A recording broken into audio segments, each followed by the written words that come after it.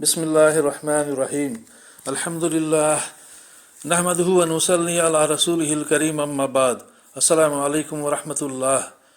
मोहतरम बुज़ुर्गों, दोस्तों, अज़ीज़ साथियों व मुअज़्ज़ज़ ख़वातीन, आइए आपस में एक दूसरे को तकलीफ़ पहुँचाने की मज़म्मत से मुतालिक़ अहादीस का मुताला करें इंशाअल्लाह, ताकि हम इन बुराइयों से बचें और उम्मत में इत्तिहाद और जोड़ कायम रहे। दुरूद शरीफ पढ़ लीजिए। अल्लाहुम्मा सल्ली अला मुहम्मदिन व अला आलि मुहम्मदिन व बारिक वसल्लिम। हदीस नंबर 333। हज़रत उक़बा बिन आमिर रज़ियल्लाहु अन्हु से रवायत है कि रसूलुल्लाह सल्लल्लाहु अलैहि वसल्लम ने इरशाद फरमाया, नसब कोई ऐसी चीज़ नहीं है जिसकी वजह से तुम किसी को बुरा कहो और आर दिलाओ। तुम सब के सब आदम की औलाद हो। तुम्हारी मिसाल उस सा यानी पैमाने की तरह है जिसको तुमने भरा न हो, यानी कोई भी तुम में कामिल नहीं है, हर एक में कुछ न कुछ नुक्स है।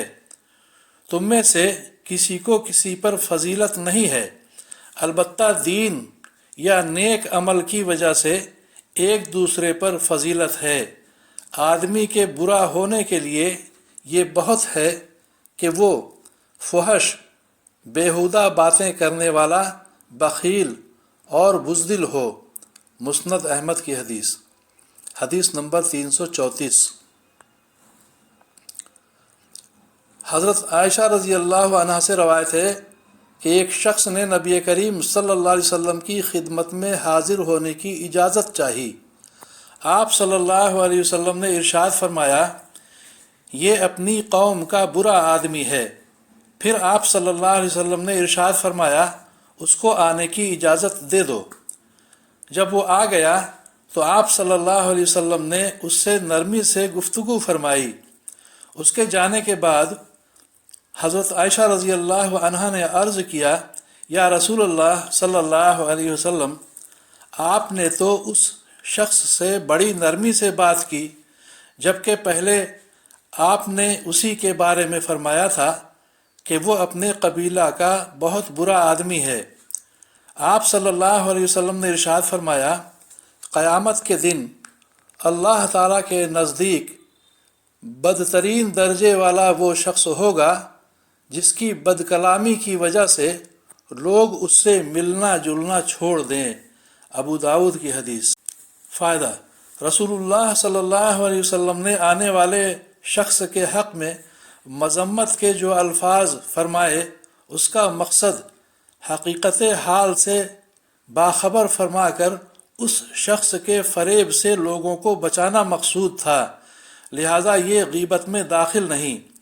और आप सल्लल्लाहु अलैहि वसल्लम का उस शख्स के आने पर नरमी से गुफ्तगू करना इस बात की तालीम के लिए था कि ऐसे लोगों के साथ सलूक किस तरह करना चाहिए। इसमें उसकी इस्लाह का पहलू भी आता है। मज़ाहिर हक़, हदीस नंबर 335। हज़रत अबू हुरैरा रज़ी अल्लाह अन्हु रवायत करते हैं कि रसूलुल्लाह सल्लल्लाहु अलैहि वसल्लम ने इरशाद फरमाया, मोमिन भोला भाला शरीफ होता है और फासिक धोखाबाज कमीना होता है। अबू दाऊद की हदीस।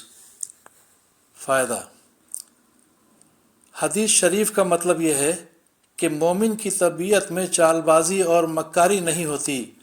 वो लोगों को तकलीफ़ पहुँचाने और उनके बारे में बदगुमानी करने से अपनी तबाई शराफत की वजह से दूर रहता है। इसके बरखिलाफ़ फासिक की तबीयत ही में धोखा दही और मक्कारी होती है।